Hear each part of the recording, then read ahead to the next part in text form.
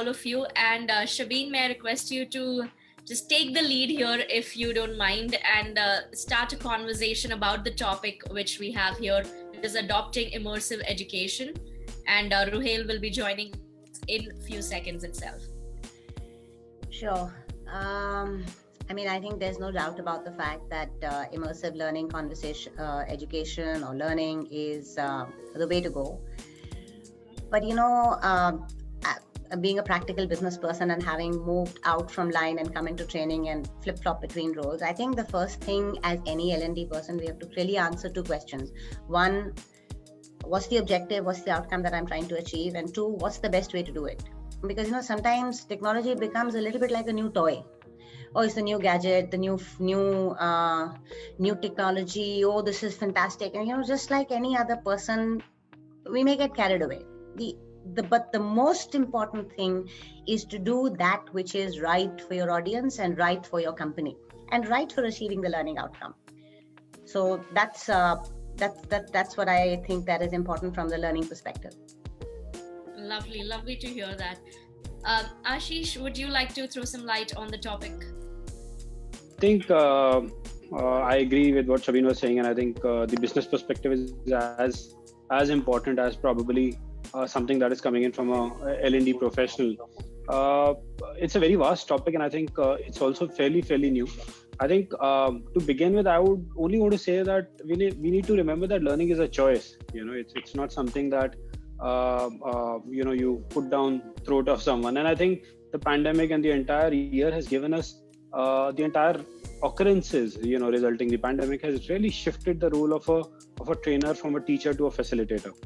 I think that's what is changing, and I feel what we are focusing as an organization now is a knowing and doing gap between the knowing and doing, because earlier it used to be fairly simple. A presentation skill training probably would a trainer would come in and say, okay, these are the 4 things. I would tell this to the individual, and the individual will know about it. But is the individual really doing it?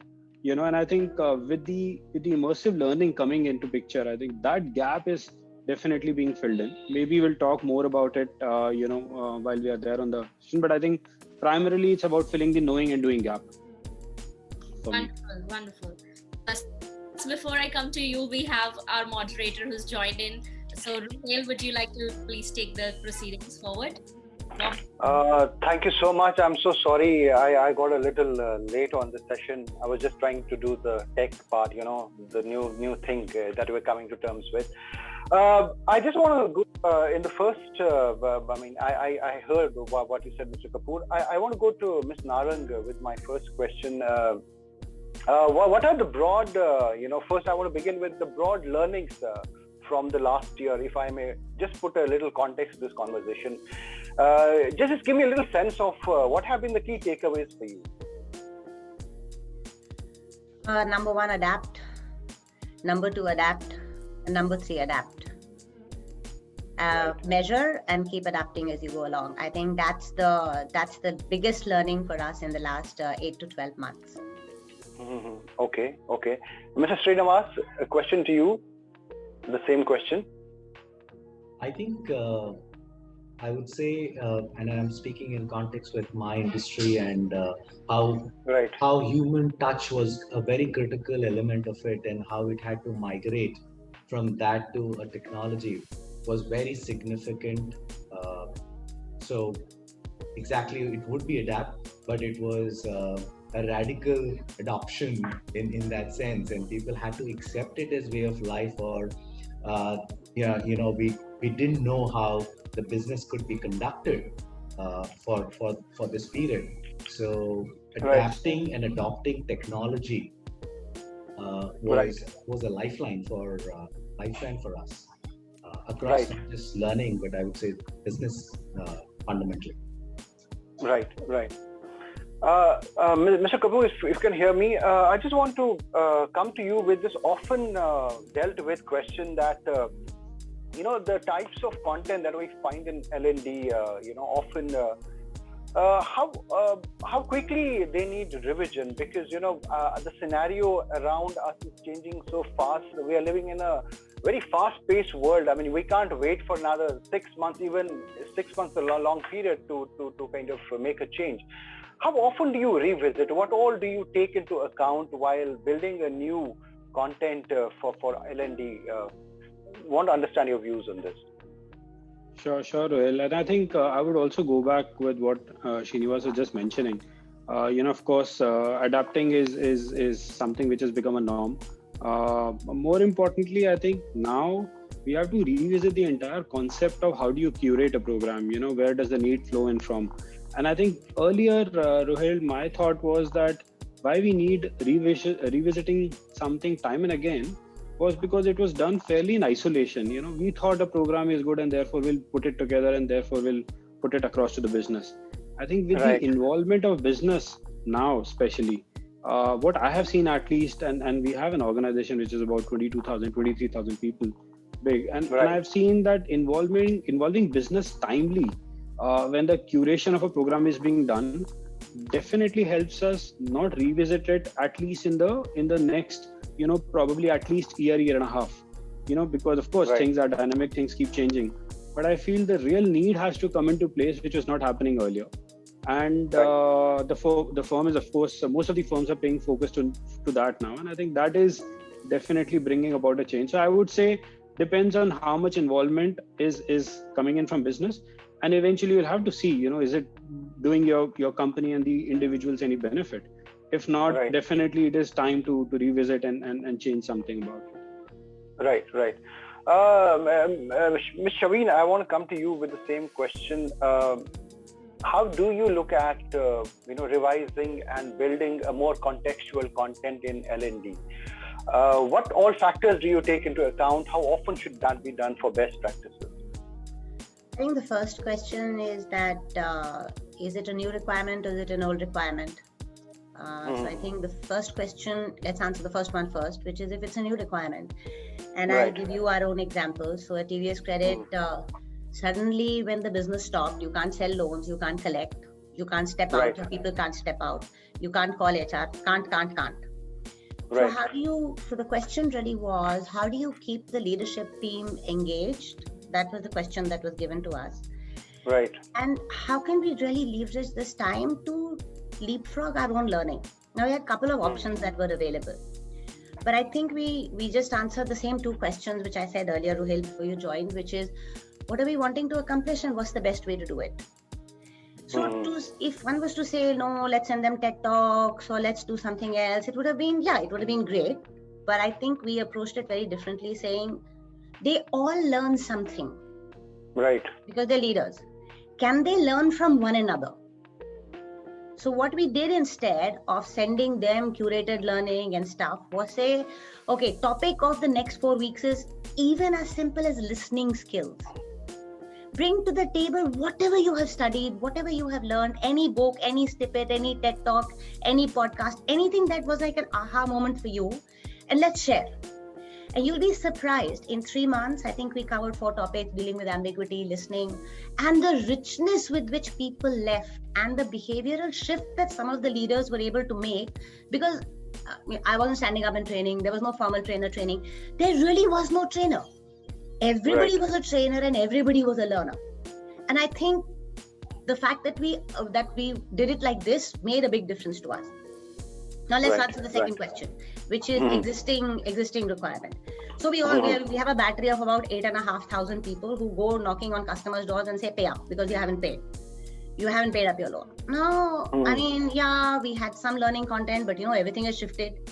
Here you have COVID, you can't go and knock hard on the customer's account. So how do you really collect from them? So what we did was we told everybody, we sent an SMS message to all our collectors saying, anybody who has a great interaction with a customer, tell the customer I'm going to record this call. So they all audio recorded and sent us that. Now that became learning material for everyone else. So that's as you say, what's the outcome I want? I want contemporary learning. What's the best way to accomplish it? There are so many people out there who are doing a brilliant job. How can I really bring that in together? So I think if we approach everything from those very 2 simple basic questions, what do I want to accomplish and what's the best way to do it? And yes, under that best way to do it, people who are driving learning have to keep themselves abreast with the latest technologies, the latest methodologies, talk to visionaries in the field of leading to see what are the various options that I have available. And then I pick and choose the one that's most relevant for the outcome. So that's my answer to your question today. Right. Let me go back to Mr. Srinivas. So last 12 months have been a dream run for everybody who thought about digital, who was talking about digital. They got enough space and everything and more. And tell me, and we always wanted and believed that it is immersive, it is the next thing to do. Has it also broken some misconceptions, if I may use the word, about digital? I mean, in the sense, when you say about immersive, has it created that immersiveness in your view? What has been your observation on this? Absolutely. So thank you for the question. I think, Rohit, the way I see this is leadership got a rude shock about some processes not being enabled in an environment just like COVID or any other. Right. It basically triggered many of us as leaders to think about situations, not just the past, but in the future, of how do we reduce the risk and reliance on the non-technology elements, or the other way to put it is, how do we increase the reliance on technology to eliminate some of the risks that these situations like COVID create? And this COVID could be one scenario. There could be many other disruptions that could come our way. So it basically created a space for, I would say, digital entrepreneurs to experiment and bring to table various technologies, including immersive technology, which was being experimented even before. So I don't think it started after the COVID thing. It was there much 2007, 2010. I know it started, and it accelerated the process for us. So how do you use these technology tools to enable learning? And for us, we hire thousands of people every month, and they are not from the insurance world. They need to be taught about how they understand the insurance product and then essentially pitch that insurance product into the market. Now, how do you train them effectively when they are sitting thousands of kilometers away from you, and the unit, which was the branch where the training really happened, was not functional? Right. But COVID was just one scenario. The second is there an opportunity to actually create a paradigm shift on training or on learning? I would say not training, learning, so that these individuals are able to build those skills more effectively at a much higher pace. And that is potentially possible. I wouldn't say it's definitive at the moment, as we are experimenting at a much accelerated pace through these immersive learning technologies. Essentially, all it is saying is that it's bringing in technology, it's bringing in data science, it's bringing in learning theories, and it's basically saying that a brain stimuli of many things beyond what is taught in a classroom is much better. And there is a theory that if you're really doing muscle reflexes of certain types repeatedly in a VR environment, it tends to have a much longer muscle memory or a neuron memory. So I think these experiments have started. I think there is a big future out there, especially in some of the industries. Let's take medical sciences, surgery, pilots, even the Walmarts of the world, etc., where some of the skill that needs repetitive practice in a safe environment, this is going to be the way where people will be trained in a safe environment where there's no loss, both financial as well as life. There are experiments that are happening where these technologies could actually help build soft skills over a period of time. And whether it is, when I say soft skills, I also mean selling skills or collection skills, etc., where in these virtual environments, you can actually talk to a customer. You can create a simulation around that and reinforce certain ways in which you respond to the external stimuli. And that theory says, and some of the research that has been done in institutions like Stanford and all, that there is a higher learning, and some of the models have predicted a better success with VR in the space. Right. I want to just come to you, Mr. Ashish, that you come with a different perspective here with I would call it a 70,000 feet perspective in dealing with a cross-section of organizations. In the last 12 months, what has been your kind of assessment of the adoption of immersive technologies by companies as far as L&D is concerned? Sure, I mean, and you're right. It's a massive field out there. I mean, in the sense, you can call it about. Be it AR, VR, MR now something of a different sort. ER is coming into place. I mean, it's fairly costly. I think that's the first and foremost thing. Any organization that is thinking about it should realize that the cost impact is something that you have to first measure. Yes, the experience that it brings in is really, really different and really immersive. But, and I think everybody understands, what virtual reality is, what augmented reality is. Mixed reality, yes, is probably more beneficial because it brings the best of both practices. That's what it essentially does. We tried our onboarding for some time, using augmented reality, virtual reality, headsets. And I think we saw the difference that it brought in. It was a pilot, of course.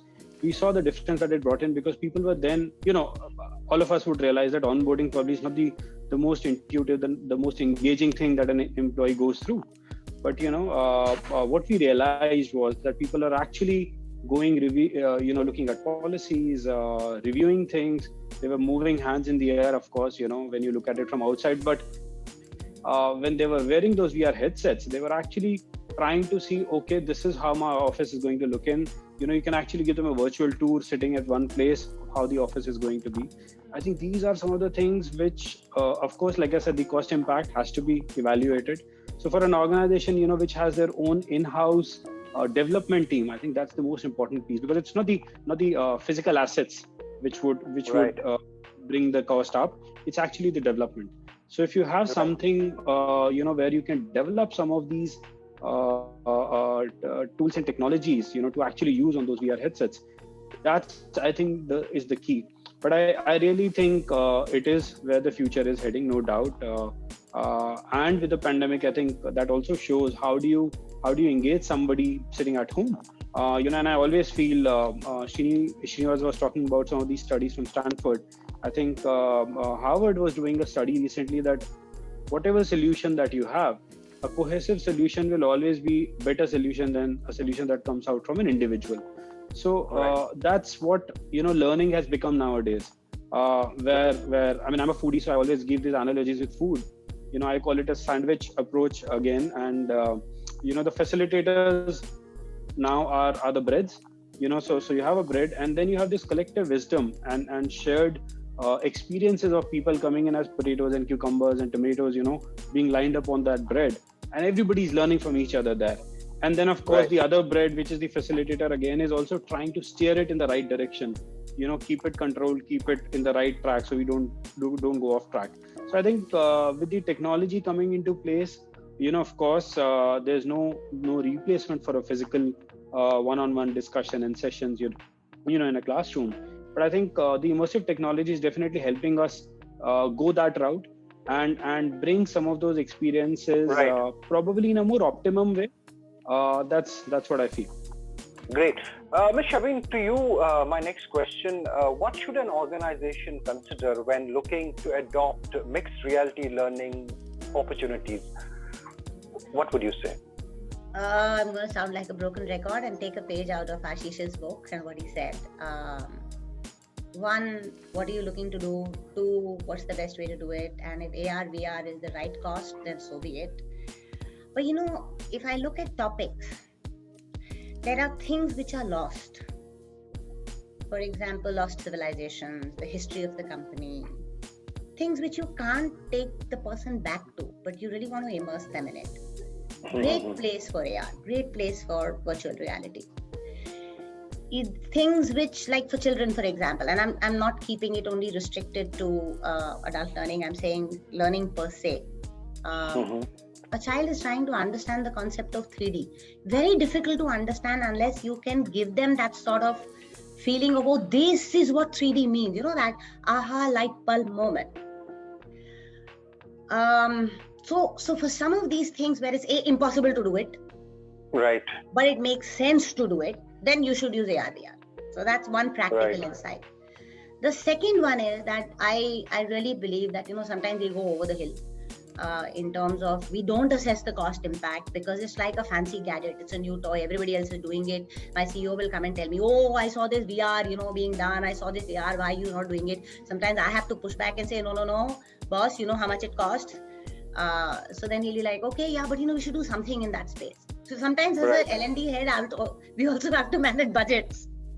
So I think one, stuff which is very difficult to understand unless it's AR/VR. Two, which is lost, which can't be explained without that.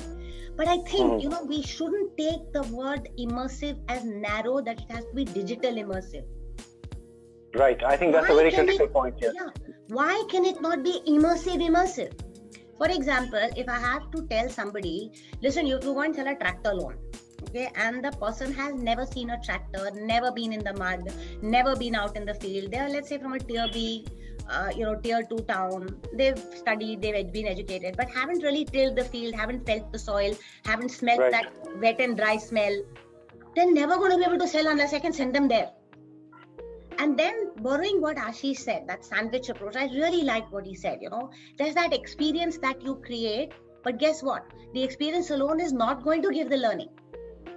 The experience will give the experience. For the learning, you need somebody to set the context and say, listen, when you go there, here are 15 things I want you to look at. Right. When they come back, you ask them, what are the 15 things you did learn?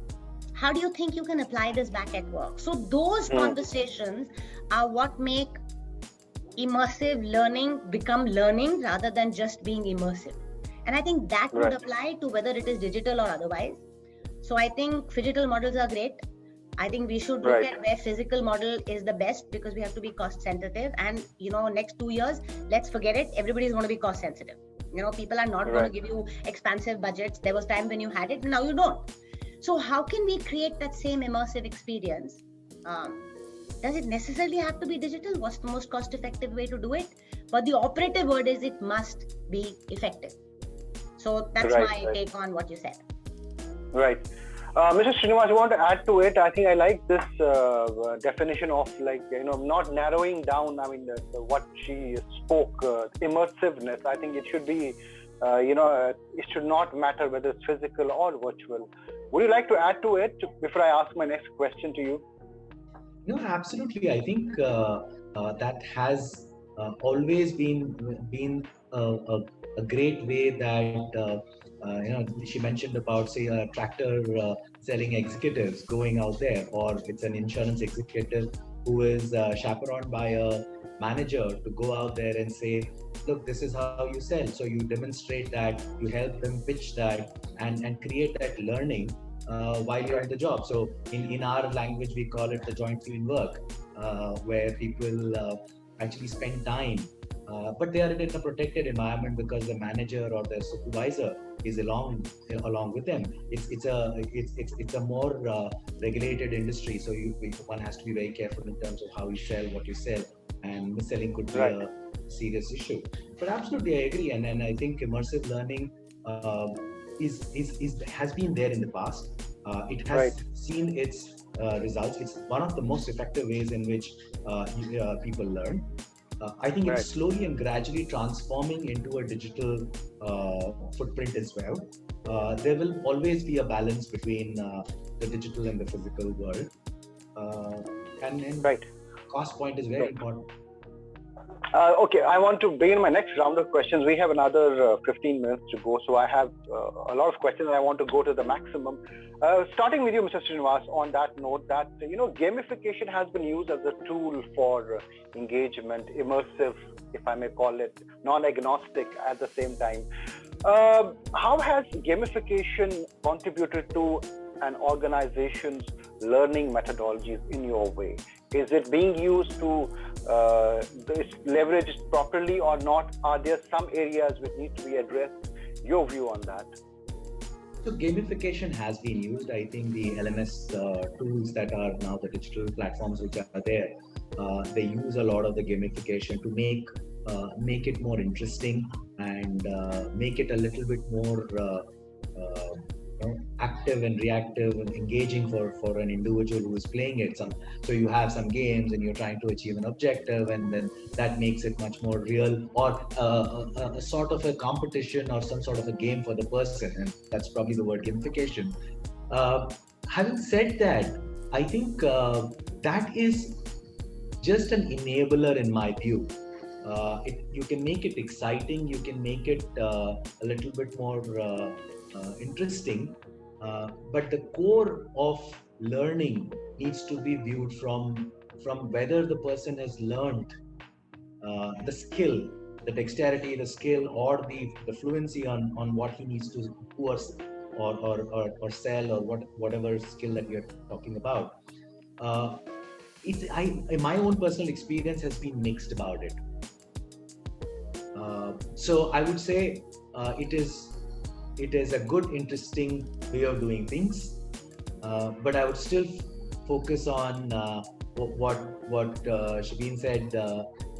Real experiences, physical experiences. So while we do a mix of the gamification and tools and LMSs which help learning, but we do not end at that. Our primary and core is basically those individuals going out in the field and experiencing the selling process or a collection process or whatever those processes are. Right. Mr. Ashish, if you can hear me. Okay, Ms. Shabeen, I want to go to you first then. Okay, he's here. Do you want to add to this gamification bit? And also, this is my question, which I'll also come to everyone with, is there's so much of learning around on the open net. Why would people also go and take this course? That's also my next question, which I'll begin with. But Mr. Ashish, with you first, the gamification bit, and then if you can address my second question. Sure, Rahul. I think a very interesting point. I mean, I really am intrigued with the gamification concept. I think if you think of our generation and henceforth all the generations that have come in, gamification. Right. I mean, we've all grown up on two things: cartoons and video games. Right? I mean, that's been our childhood. Now, both have a very different aspect to it. So, gamification helps us with gratification, right? Of competing, of winning. That's where video games sort of come into play. And also, I think we need to understand that the human beings typically enjoy decision making, and with games, you are able to make those decisions and take ownership. So, going left, right, jumping, or even not jumping, taking any of these decisions are decisions that you are taking, and therefore humans in general like them. So I feel the combination of these two, the optical bit, of course, and the decision making bit, I think this definitely helps in making a lot of things which are not that interesting. So let's say knowing about risk management or IT privacy, some of these things which are just basic. When you gamify some of these things, so we have a training where you're competing with a hacker. So each right question sort of takes you probably to a closer place of making sure that the hacker is caught. Otherwise, the hacker wins. Just that simple little thing of just making that little change makes people a bit more interested, a bit more intrigued. And that's where I think gamification definitely is contributing in the learning methodologies in general. because of these two things, which is the video game concept and the cartoons concept. So the optical bit and the decision making bit. Right. Rohan, sorry, if you would want to just repeat the second part of the question. So my thing was that this open net and content is abundantly available all over for people to learn. I mean, why should they also come specifically to a solution that you are being offered when they can also kind of find their ways? No, that's very interesting, and I think I'll go back to what I was saying earlier. The facilitator, teacher versus facilitator concept. Now, and the knowing doing gap. Now, how I would suggest that the gap can be filled in is only by one thing, which is coaching. And the reason is again the same. In a presentation skill training, you would be told 4 things. Okay, you need to have explicit control on language. The content has to be great. How do you present yourself in terms of your dressing up and everything? That is fairly important. So everybody sitting in that room, in that classroom or a virtual room, knows that these are the 5 things you need to do. Now that's knowing. Now, as an individual, what do you do? Or what exactly is that one part of thing that you need to work upon so that you can improve, can only come in with the second bit, which is coaching. The coach is able to then go back and tell an individual, okay, other things are fine. Probably you don't work hard enough on the content bit. And therefore, content is something that you need to work hard on. I think that is what I would also correlate to the web. There's just so much information available that people are often not really sure of how to go and pick what exactly is it. It's all about knowing on the web. The doing bit is missing. So all of us know that exercise is great for us. That's knowing. But how many of us do it? I think that's the gap that I'm trying to fill in. And with coaching, the best thing is that, it's not that difficult. The coach doesn't need to know it all. The coach just needs to ask the right question. And I think that's why I feel more and more people need to be taught how to be a great coach, how to ask those right questions. And I think that is going to help increase number of coaches. That is going to help people learn more and focus on what exactly is it that they need to do. Right. Ms. Shabin, would you like to add to it? And also for you, do you see the lines of hierarchy blurring in the process of creating a culture of immersive learning? Sorry, I'll answer your last question last because I didn't quite get it. But I think I want to circle back to the gamification bit. And I completely agree that one can't get sucked into gamification for the sake of gamification. First question is, what am I trying to accomplish over here? What's the learning bite I want to leave? Many years ago, I read a research from the US Army, and the US Army they're the masters in gamify. Forget about virtual reality, we are babies in front of them. They've been using it for much longer than we did. And one insight that stood out for me was that when you gamify, there has to be a balance between excitement or reward and learning. If you have too much excitement, the learning will go down. And I think all of us have seen, we are all used to doing a recap quiz in the morning. A 2-day course, previous day you have to recap. You do a recap quiz. 9 times out of 10, the recap is out of the window. It is all about how many points did my team win. And they'll argue with you and they'll fight with you because what's happened is that the focus has become so much on the pointsification and the winning and the excitement that the learning is not even tertiary. So I think we have to keep that at the back of our mind, that we have to make sure that it's the right balance. And I like what Ashish said, which is, he said I think he said something about the decision making. And that was the second piece that came out in that research, that the learning comes in the struggle of the decision making. Like that whole thinking of, that whole analyzing, and then if I get it right, I get that little bit of aha, and then there's a little bit of tip that comes either from a human or from a bot or from the feedback from the screen, something like that. So the learning in gamification is going to come from the decision making. And so therefore, if I had to do an 80-20 rule, I would say 80% of it should be on the struggle so that the person remembers and it's a memorable learning for them. And yes, 20% gratification, because I think we all need gratification. So that's my 2-penny bit on gamification. The second is on gamification is, I think we've become as adults very caged in a little box. We all go for these, classes which say, okay, what's the instructional design you have to follow? You have to have gamification. Gamification must have intrinsic and extrinsic rewards. But if you go back to play and the theory of play in children, did you know there are 17 different types of play that can be used by people to devise different types of learning. For me, that when I read that, it opened a whole array of things to say, guess what? If it's about reward, fun, learning, can we really explore in those directions and look at those 17, 18 different types of play? Maybe not will be applicable, maybe not many will be applicable, but some definitely will give us some new insights and some new areas to work on.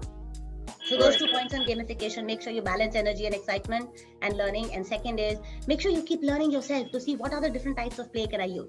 It isn't always about points and stars and music and thumbs up and those sort of things. Your second question was about why should I learn with an expert, not from? Very simple. There's information and there's misinformation, and there's both types of things on the internet. And I think adult learners sometimes are not cautious of it, and sometimes they are. Even if you look at, for example, simple things like, should I drink water while I'm exercising? So simple. You will find completely different views. There will be some who say, you want to lose weight, don't drink any water.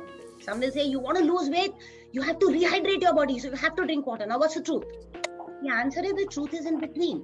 So somewhere you need that moderator, that coach that Ashish talked about, to say, what's right for me in my context of this job? Tomorrow my context may change, and in that context something else may be right. But in this context, I learned 8 things. Which one is the one most relevant for me? What will up my game? So that's on the second one. And help me understand your third question a little bit better. All right. So I was asking that, do you see the lines of hierarchy blurring in the process of creating a culture of immersive learning? Absolutely. So in TVS Credit, we run something called cross-fertilization of ideas. And even before I logged into this course, we were discussing how to devise a plan for people who are in the finance department and are planning heads. Right. They're quite all said and done. I mean, I have no disrespect for finance, but finance is finance, and they sit in a castle sometimes, and they love their models, but it's sometimes so dissociated from reality. And sometimes business planning will come up with ideas, which is, it's nice. It opens our mind to new insight, but sometimes it's still dissociated from reality. So we said, what is the best way to get these people to really understand the business? So we are going to be doing a 3-day, what we call field immersion. So the planning head and the business and the financial planning head for that particular product will go all the way right down to the salesperson. How does he sell? Half a day in sales. And they'll be given a checklist. Here are 15 things they're supposed to observe.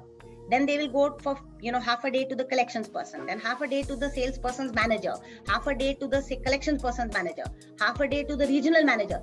Just immersing themselves in their lives to see how can I, as a financial planning head or as a business planning head, how can I become more relevant to them? What have I missed out in this picture because I was so busy with my black box and my Excel that my modeling can become even more effective to them. Simple things like, what's the dashboard I should send to this person early in the morning so that they can be more effective in their first 1 hour. Today they have a dashboard, but is that really being used? If it's not being used, is it because the person doesn't know about it? Is it not useful? Does it not have the fields that they're looking for? So I think we really need to look at who can I learn from, where can I learn from, and then the L&D function's role is to create that box so that learning can happen. They can pick and choose the right elements. I can learn from anyone, I can learn from anywhere, I can learn at any time, but then somebody puts the box together and says, here's your lovely thali of how to do your job better. So that's my answer on the third one in terms of blurring of lines. Right. Mr. Srinivas, I also want to hear your views on this breaking of these hierarchies. Are you also, do you agree with what Ms. Shabeen said? I think absolutely. The hierarchical issues have lost a lot of relevance or context in the new world. I think anybody can reach out to anybody today. Anybody can speak to anyone the engagements have become two-way. There is no formal communication. There is a mix of formal and informal communication.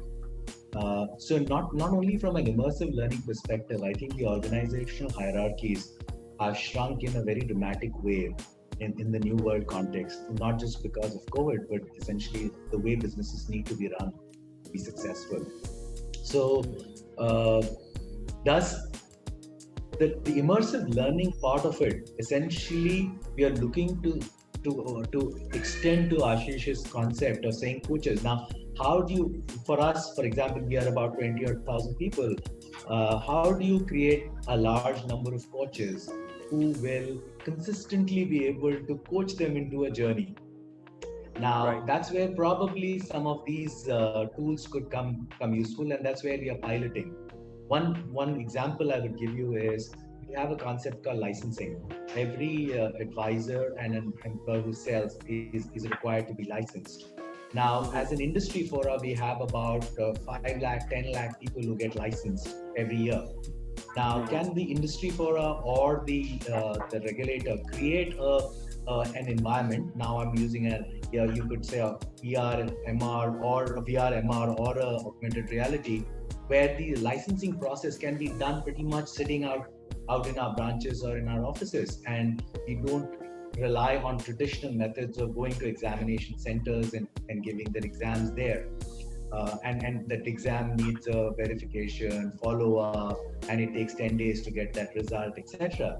And also, taking it back in terms of a backward integration to say, how do you build modules and learnings in this environment so that the success rates are higher? Now, this is a very core business process for us, because more licensing means more revenue and our ability to sell more.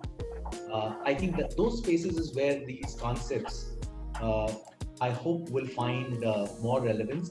The cost dynamics will also change, and that's the more important part. So when you have an industry forum or a regulatory forum that drives it, the costs will go down when you're talking about 5 lakh, 10 lakh people in a structured environment. And it can be maintained at a certain standard because it's constantly evolving. So I would say absolutely. It has space in. Right. We have the less than 10 minutes left, so I want to quickly go with my next round of questions. First, you, Mr. Ashish, tell me, how do you define the new normal of L&D? Though you touched upon it earlier as well, but just want to revisit it. And what are your predictions, the kind of trends that would be there for the next maybe 2021, 2022? Well, sorry, if on the first part, if you can just repeat, I had a slightly difficult time understanding it. Yeah. What would you define as the new normal of L&D? Okay. And of course, you wanted to know what the next few years are going to look like. Absolutely. Okay. Of course, I think the reason I was so keen to sort of participate in this particular panel, of course, not considering one of the reasons was the panelist, more importantly, but there's so much to learn. But more importantly, immersive learning is what I feel is something which is changing shape of how we are trying to learn. And I think Shabin really mentioned it. Well, it's not really about adult learning. It's learning in all phases of life for anyone and everyone. I also manage the CSR portfolio for the organization, and I think that is where we are seeing a huge difference on how virtually now to do a lot of this, and probably going and reaching out to kids who are probably from a less than fortunate background, making sure they are able to pick up learnings, making sure they are able to experience. And I think virtual learning and immersive learning is changing the shape there too. I feel, immersive learning comes with a couple of benefits. It is a combination of visualization, of course. There is a lot of productive engagement that comes together. Right. It is about creating interest. It is, of course, about improving quality of training. It's giving a lot of hands-on experience to people.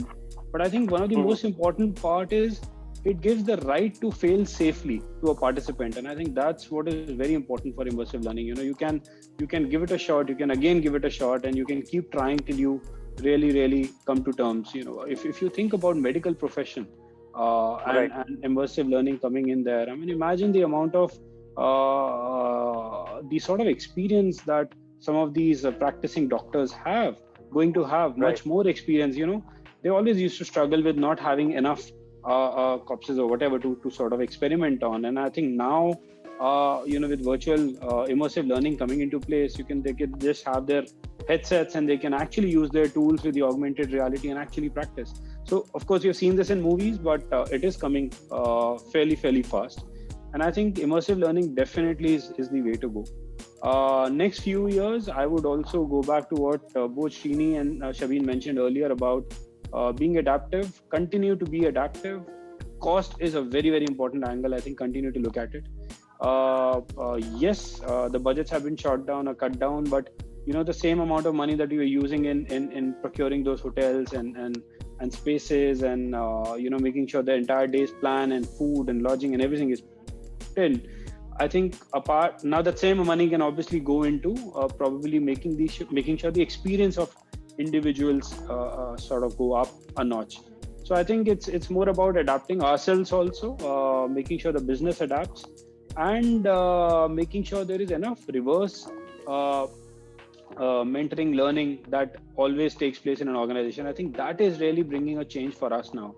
I see a lot more senior people ready to learn from their team members, because they understand that a lot of this digital aspect, virtual aspect is not something that comes very naturally to them.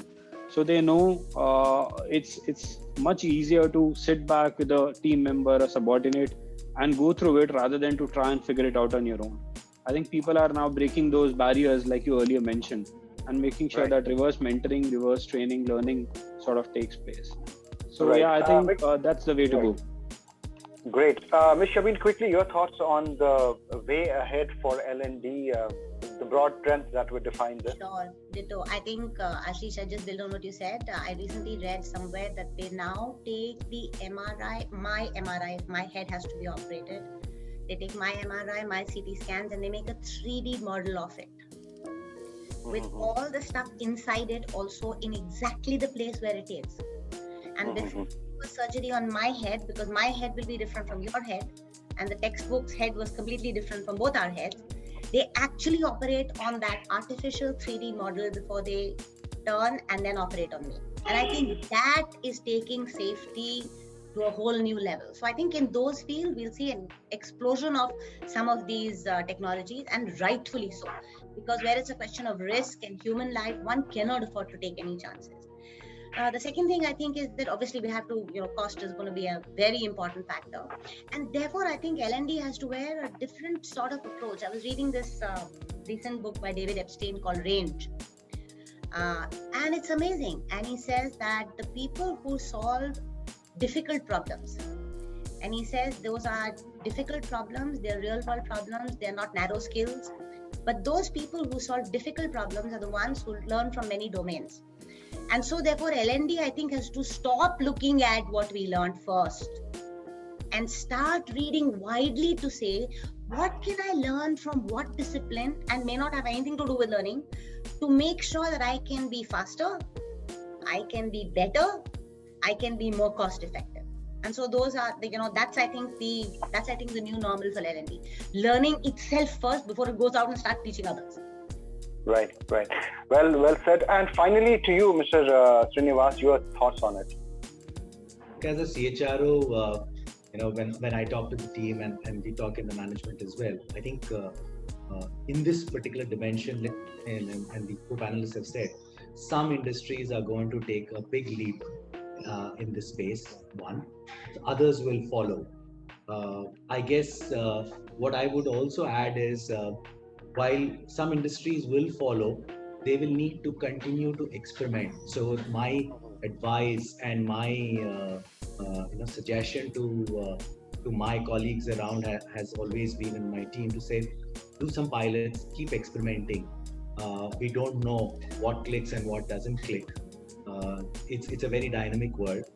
The cost models will fall in place at some point of time when we do these experimentations.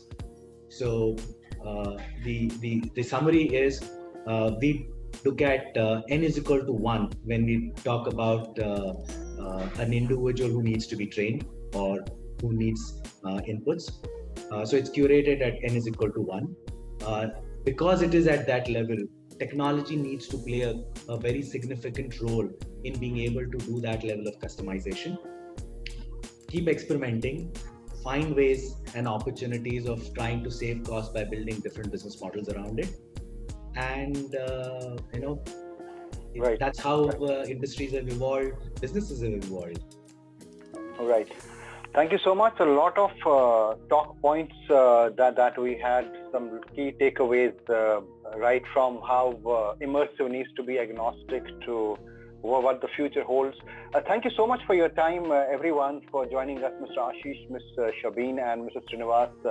And Ms. Niranjan couldn't join us because of some technical glitch. But thank you anyways for being on this panel. Hope to see you soon. Pleasure was mine. Thank you, Rahil. Thank you. Thanks, everyone.